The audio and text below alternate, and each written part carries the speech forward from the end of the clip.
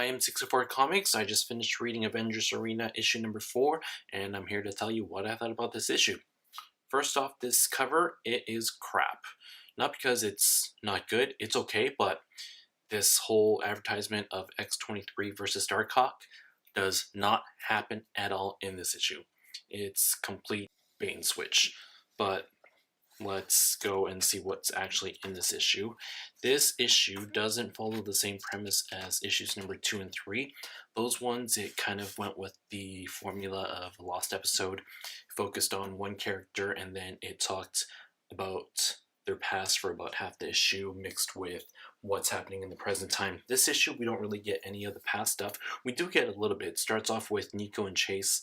Chase is reminiscing to a little bit of his past and their history with the Runaways. So for people that don't know about the Runaways, that gives you a little bit about what they were about, kids of these supervillains. But then going through the issue, Dennis Hopland kind of writes it assuming that the reader already knows about the Runaways and Avengers Academy. And for people that might not have read those series, they might feel a little bit lost because of these characters. Another thing is we have a new artist on this. The artist is Alessandro Vitti. It is not the best art in my opinion. I don't like how he does the faces on the characters.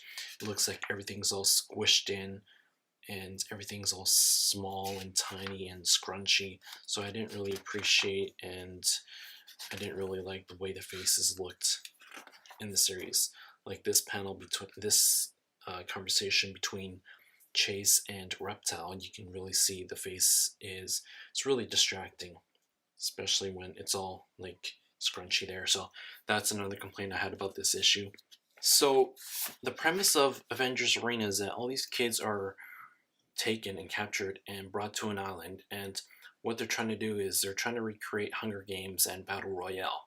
Now, what made Hunger Games and Battle Royale successful and really popular was it's a bunch of group of kids and they're all trying to kill each other in order to be the sole survivor.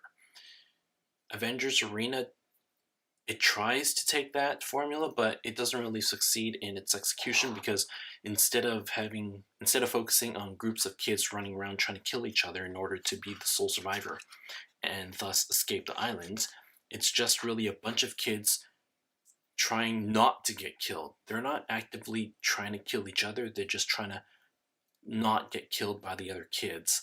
And that is a formula that doesn't really work because I don't really want to read about a book where all the kids are just running away and trying not to die.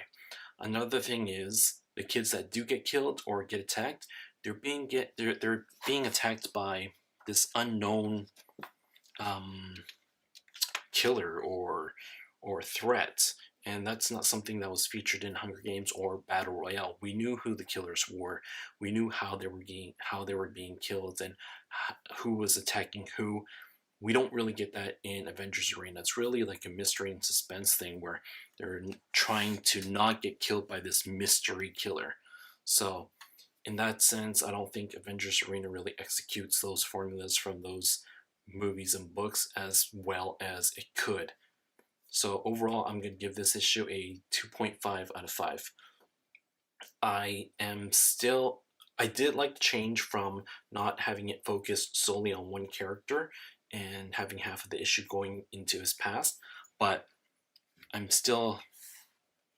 this book is still on my short list. I don't really even know what else I can say about this.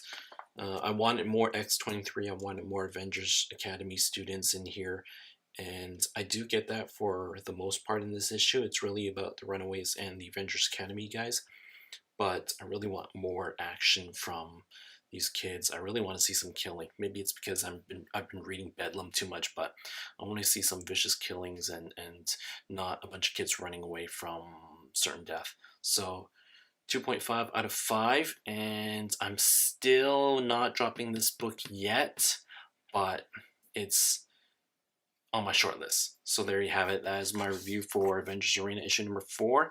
Let me know what you thought about this comic and this series and this issue in the comments, and I'll see you guys later.